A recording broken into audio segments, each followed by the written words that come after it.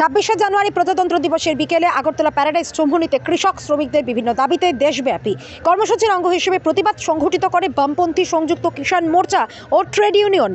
সভায় উপস্থিত ছিলেন রাজ্য সিপিএম এর নেতৃত্বরা। সংযুক্ত কিষাণ মোর্চা এবং তার সঙ্গে এখন আমাদের কেন্দ্রীয় ট্রেড ইউনিয়নগুলো যুক্ত হয়েছে। আপনারা জানেন যে 384 দিন 2020-এর নভেম্বর থেকে শুরু হয়েছিল যে কৃষক আন্দোলন।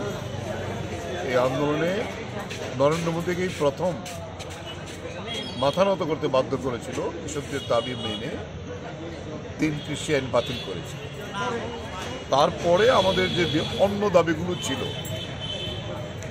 এই দাবিগুলোর মধ্যে প্রধানত হইল কৃষকদের ফসলের ন্যায্য মূল্য দেওয়া, উৎপাদন খরচের আরও 50% দাম বেশি দিতে হবে, ন্যূনতম মূল্য। তারপরে এই সমস্ত যে শহীদ হয়েছিল 750 জনের মতো, তাদের প্রত্যেকের পরিবারকে একটা পুনর্বাসন দেওয়া, আর্থিক সাহায্য দেওয়া, এবং প্রায় 40,000 মতো কেস হয়েছিল আমাদের বিভিন্ন কৃষক নেতার বিরুদ্ধে, সেটা বাতিল করা। এবং সেখানে এই যে অজয় মিশ্র টেনি, যিনি ওনার ছেলে ওনার নির্দেশেই 4 জন কৃষক এবং একজন সাংবাদিককে গাড়ি চাপা দিয়ে, পেছন থেকে গাড়ি চাপা দিয়ে খুন করেছিল, ওনাকে মন্ত্রিসভা থেকে বহিষ্কার করা। বিদ্যুৎ বিল যেটা সবচেয়ে ক্ষতি হবে বেসরকারীকরণ করেছে, তা বাতিল করা। এই দাবিগুলো লিখিত দিয়েছিল, কথা বলে এগুলো মীমাংসা করে, কিন্তু 2 বছর হয়ে যাওয়ার পরেও তার কোনো মীমাংসা করেনি। এর ভিত্তিতেই আমরা সংযুক্ত কিষাণ মোর্চা কেন্দ্রীয় ট্রেড ইউনিয়নগুলোর সঙ্গে আগস্টে একটা কনভেনশন করেছিলাম তালকোটরা স্টেডিয়ামে। গোটা দেশ থেকে প্রতিনিধি হয়েছিল।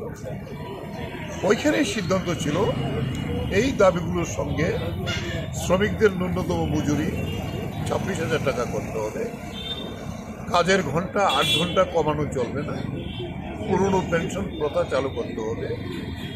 এই বিষয়গুলো যুক্ত করে আমরা আজকে সিদ্ধান্ত নিয়েছি সংযুক্ত কিষাণ মোর্চা এবং কেন্দ্রীয় ট্রেড ইউনিয়ন গোটা দেশের 500 জেলায়, সেখানে কৃষকরা ট্রাক্টর নিয়ে মিছিল করবে আর শ্রমিকরা ভেহিকেলস র্যালি করবে।